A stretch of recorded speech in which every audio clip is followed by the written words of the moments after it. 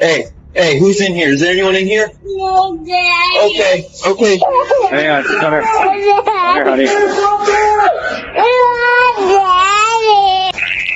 I'm guessing in the head, in the back of the head. There's people that say some stuff, man. Yeah.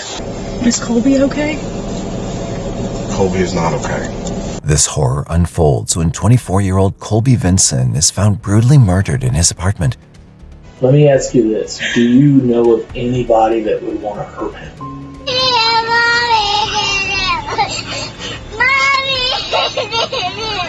Mommy did it?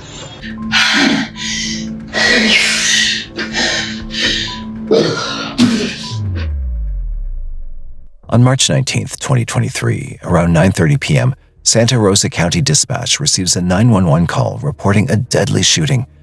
Responding to the call, police rush to the scene, and what happens next is nothing less than harrowing.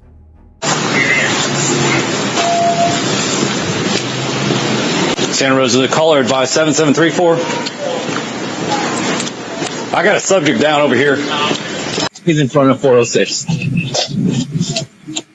Hey, who's in here? Is there anyone in here? No, Daddy. Okay. It's okay. Come here. Come here. I got him. Come here, baby. Come here. Come here, honey. Hang on. Come here. Come here, honey. Come here, honey. Santa Rosa, we're going to need victim information and DCFC.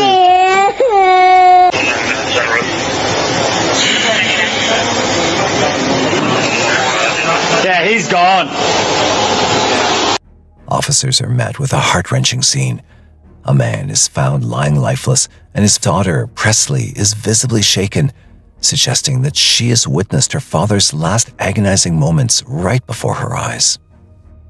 Come here, baby. It's okay. It's okay.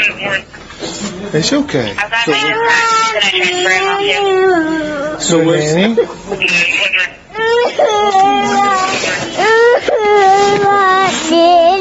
Okay, come here. Hey, Hey, where's mommy work at? Is she at work? Where at? At your house? Yeah. Where's your house at? I'm glad I want my daddy. I know. Okay, we'll get your daddy in. Come here. Come here. I want my daddy. I know, honey. It's okay, baby. Can one of you guys check on your computer to see if it is mom, where she's at? Yeah. With like her address and... We're trying to get a hold of mom. While the officer tries to comfort the distressed child, paramedics attempt to assess the severity of the victim's injuries. It's only then that they realize that the situation is far worse than suspected. What kind of GSW is it? Tape it off. Nothing. Hey. Should we start cutting clothes? Is he still alive? Hey, go upstairs, okay? Do we know his name? LP, do we know his name? No. Does he live there? I'm guessing in the head, in the back of the head. There's people that say some stuff, man. Yeah. I'm guessing he got shot in the back of the head.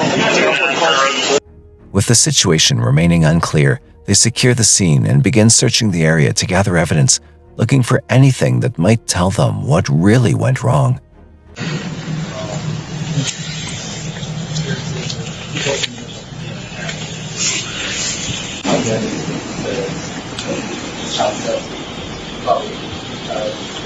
I can't tell what it is. Something shiny right there. The silver thing? Yeah. It doesn't. Nah, that's a piece of little plastic. Yeah, I kept seeing silver shit in here too. Did you get his ID from him? He did. I did. Out of his pocket? Could you tell if he had a cell phone or anything on him? There was a cell phone right there in that pocket. It was connected to the wallet, but... So. When no real leads emerge, officers turn towards the neighbors, hoping someone has seen or heard something. Thankfully, what they discover will provide them with their first crucial lead. Did you hear anything or see anything? That I was walking down halfway when I heard the shot. I didn't know it was shot. When I started walking again down the stairs, I saw the man on the floor with blood, and I saw a guy walking to the pine needles. Yeah. He was walking right there.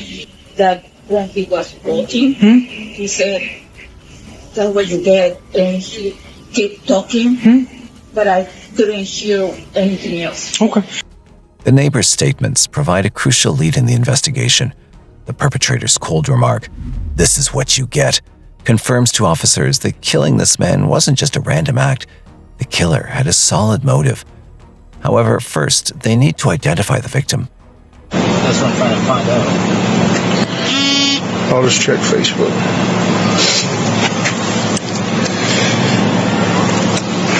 Has anybody got a good look at his face yet? Yeah. The victim? Yeah. Yeah. Well, I didn't. I just seen him laying on the ground when the little girl came out, so that's why.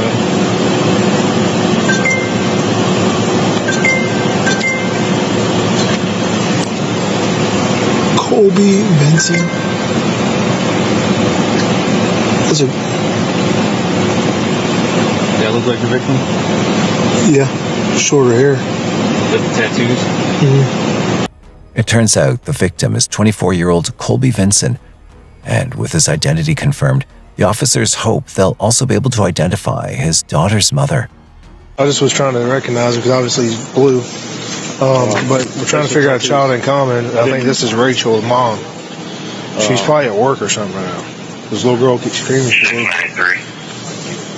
Looks like one of his timeline. Maybe he posted something on there. Pull that first one back up, and I'll go see if Doll. Because I looked at him enough to say there's nothing I can do, and then.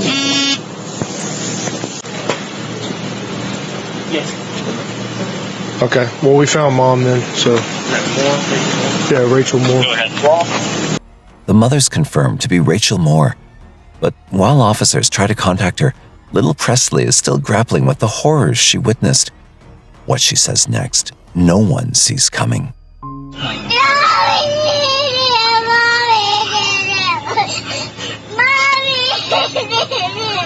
Mommy did it?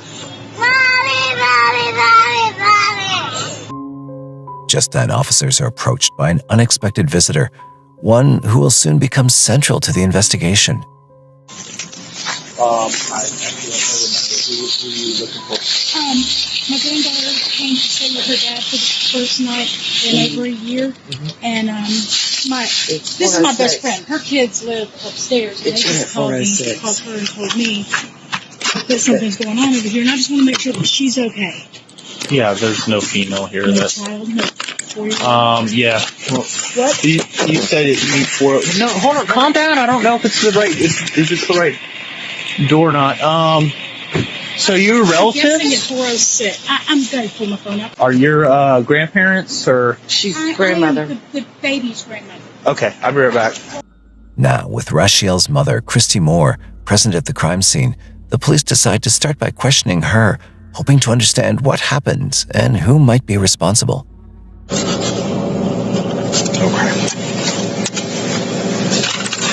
All right, this is Colby over here. So I'm sorry, you're Preston's mom? Presley. Presley, I'm sorry.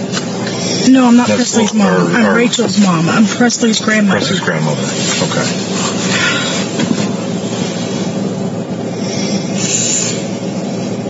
What did he do? Can you tell me? Well, that's what we're trying to figure out here. Is Colby okay? Colby is not okay. Colby is deceased.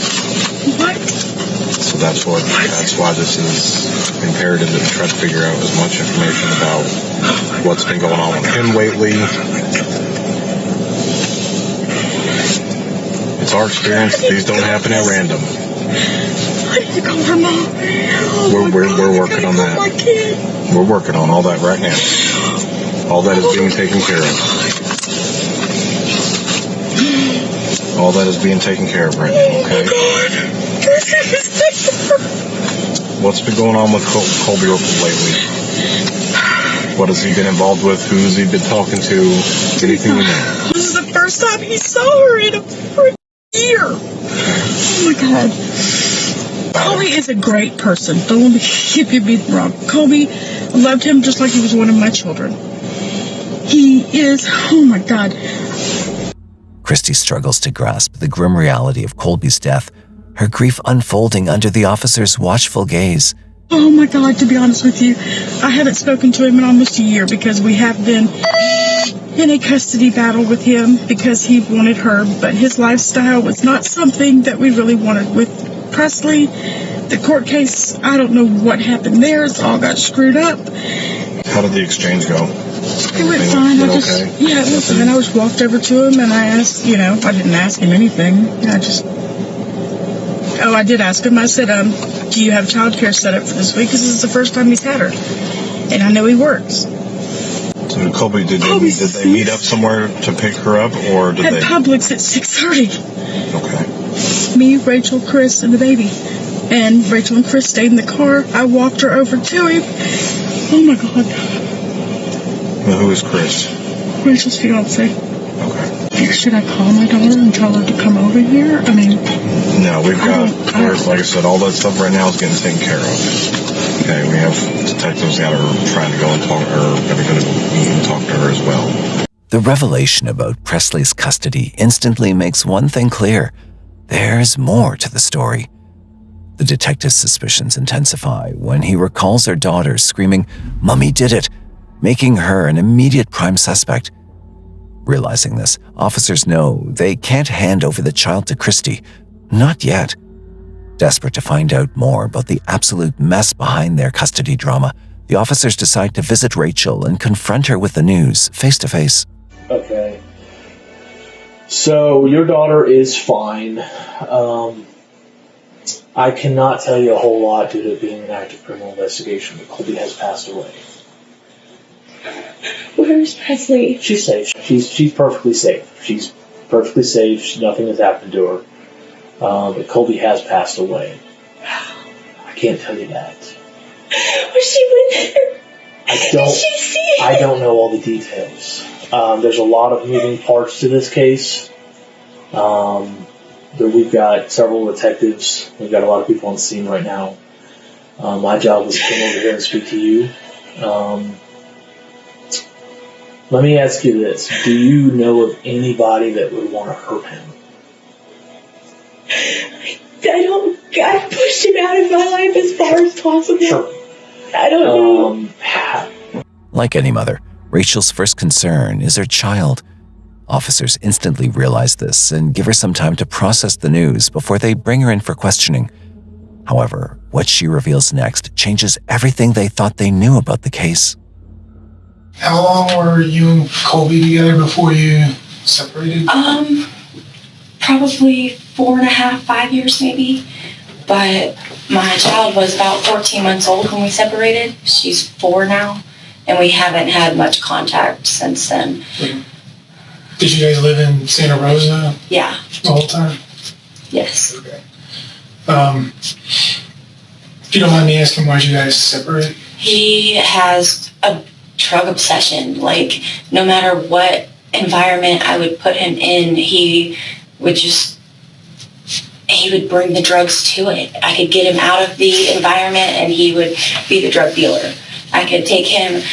We moved out because his family said that if you have a baby and you live with your family, it just automatically ruins your family relationship. Like, you don't get to grow as a family. And he took that personally. So we moved out, and we were 4 minutes from my mom's house, and that was okay. I was like, okay, fine. Well, once we moved out, he started selling drugs. He started growing drugs in our house, and I had my kid, and I was like, hey, you can't do this. Like, this is a dangerous situation for our daughter. Like, you gotta stop. According to Rashiel, despite repeated warnings, Colby's drug obsession only got worse. Ultimately, Rashiel had to leave him and move to her mother's house for Presley's safety. But according to her, Colby followed her, carrying on with his habits even there. But this wouldn't be the worst of their troubles. Losing all hope, Rashiel took matters to the court, hoping to put an end to it forever and save her child from substance abuse. But the court battle would not go down like she expected. Call saying, hey, answer the front door. And I answer the door and there's deputies saying, hey, where were you? What were you doing? I'm here, sleeping, up here, waiting. As officers conclude their interview with Rachel, what stands out the most is her complete lack of concern for Colby, suggesting troubles ran deeper than a normal custody battle. Yet the identity of the real killer is still shrouded in mystery. Every account describes Colby's killer as a white male. However, one thing keeps troubling officers: the fact that Christy was the only one to hand over Presley to Colby, and also the first person to arrive at the crime scene. This raises red flags about her involvement, prompting them to call her in the next day for another round of questioning. But getting answers from her will prove far more difficult than initially believed. What we talked about last night, I just want you to go back over it. Yesterday when you showed up, what information did you get before you showed up yesterday? At the apartment. Correct. Dustin had called Kim, her son, and said, look, there's a bunch of cops involved, a bunch of cops downstairs. We don't know really what's going on. Well, we are nosy. So, knowing that she's there, we drive over just to make sure. And I lost my. I found out that it was actually his apartment. She called me by the time she called me. Why did you not get that information? That's the part that seems a little strange to me. Looking back. Because I didn't know exactly where he lived. It was the court thingy that they sent us on Friday that told us his actual address. I knew where Dustin lived, but as far as I didn't know. Did you share that information with anybody as where he was living? Not other than Dustin and Shelby. Christie's flawed logic still doesn't make sense to the detectives. Instead, it only compels them to press her further to study her response.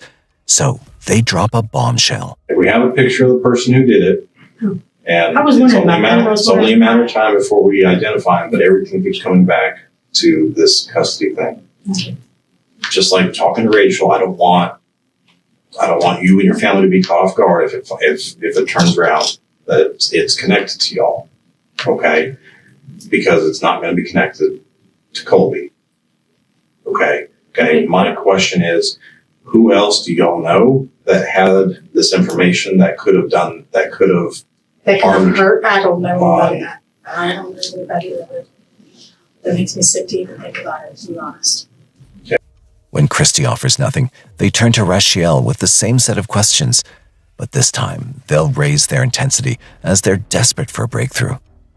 Well, I'm trying to give you this opportunity to be real clear about what, maybe even an idea you have in your head about something that could have happened.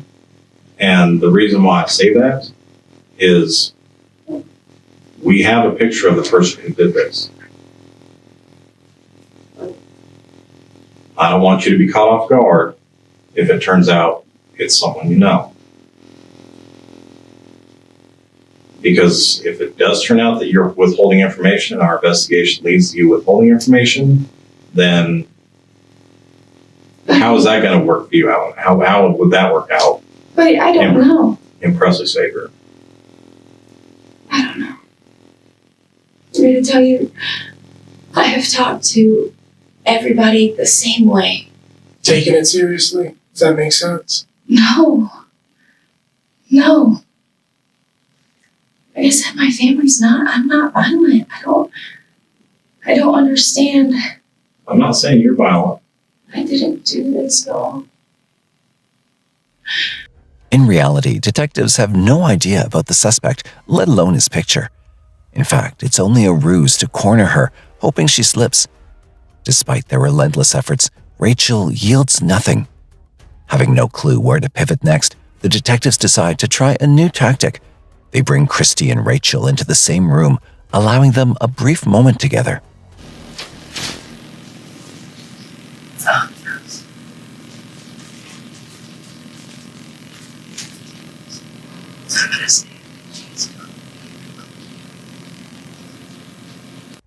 All of a sudden, Rachel begins pointing the cops towards a new name, her ex-stepfather, Jason Curtis, aka Booger, who's been separated from her family for 13 years, unaware that naming him won't end the interrogation, but fuel it further. Just tell your mom what's going on? No, I figured I could tell us all at the same time. Okay. This is something I need to sit down and throw up. Yeah, you might called Booger on Monday and told him about the court date with Jason Curtis. And I was panicking then. And you not to worry about it. There wouldn't be something you gotta worry about. Thank you. And I messaged him, told him everything that was going on. And he had sent me pictures of knives and guns and Renaissance shit, but I didn't think anything of it because he lived far away. What did he send you the pictures of the knives and guns on? Was it on text message, Facebook? Messenger, but I thought that was bad to have. Facebook Messenger. Right. Yeah. After I deleted that immediately as soon as everything hit the fan. I was like, oh wow, this is probably bad. This probably looks awful. After revealing the pictures of weapons she'd recovered from Jason, Rachel continues her story, leading investigators toward a chilling new possibility. Yeah. I called him again on yesterday. Not yesterday. I don't know. Do you think he would actually come down here and shoot him? I don't know, but he did tell me not to worry about it, and then he called last night and said that I don't have to worry about it and everything's fine. And then you left and then they came, so maybe. Who left and then you came? She left and then the detectives came, so maybe. However, the cops know they can't trust this family anymore, so they continue with their intense grilling, probing every detail of the incident to ensure no loophole goes unnoticed. Did he come by your house? No. Come by my house. That's why I was like, I didn't think that would actually happen. And when he called, I didn't think that was actually a thing. Oh. As the interrogation drags on, Rachel grows visibly restless and panicked and is about to provide a revelation that exposes the depth of her inner torment.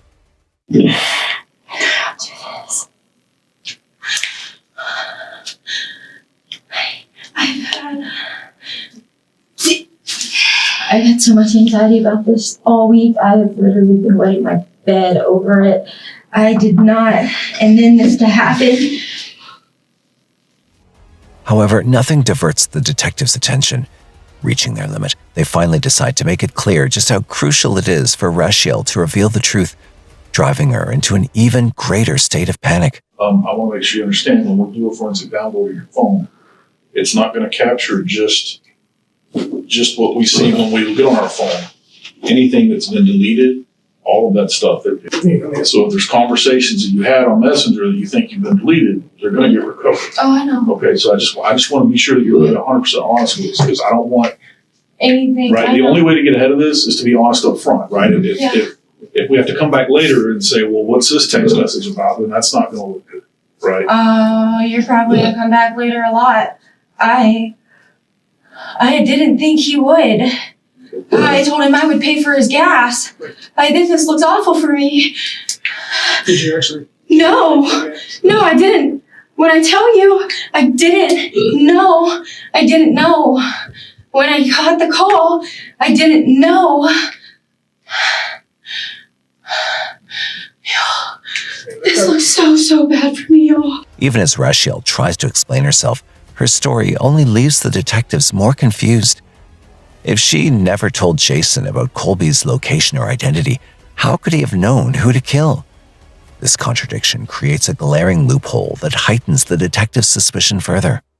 So the biggest thing now is we're trying to figure out, how did he come to know where he lived? I don't know.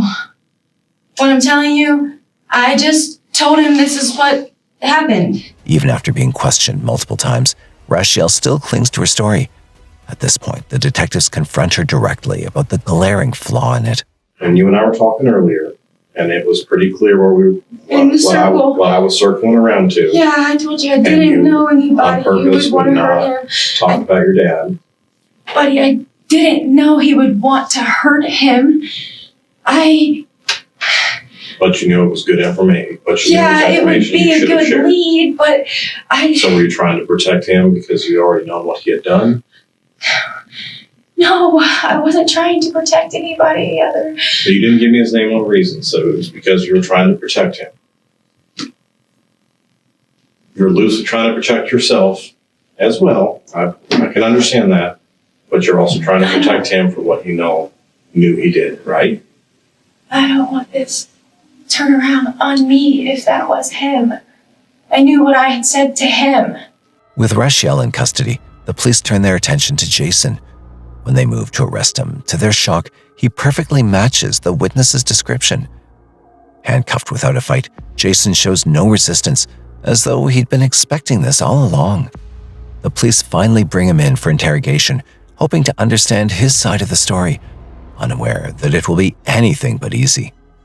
So the reason we're here is there was a warrant put out for your arrest, alright, for the murder of Colby Vincent. Vincent. Right. Does that name even sound familiar to you? No. You have a stepdaughter, Rachel, correct? I'm sorry? Do you have a stepdaughter named Rachel? Yes. Okay. What was Rachel's ex-boyfriend? Okay, I didn't know his name. I never met him.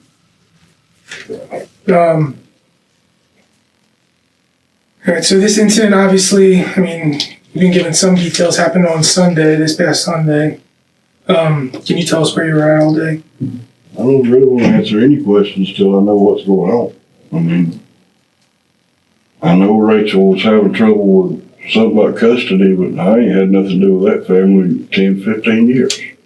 What do you know about the custody stuff? All I know is that Rachel and him didn't want him to have the baby, and I don't know what happened. They're just arguing over the baby? Yeah. What kind of conversations have you had with Rachel recently? It's mostly about she's just upset. Real upset? Yeah, very upset. She said she had pictures of. What kind of information did Rachel share with you?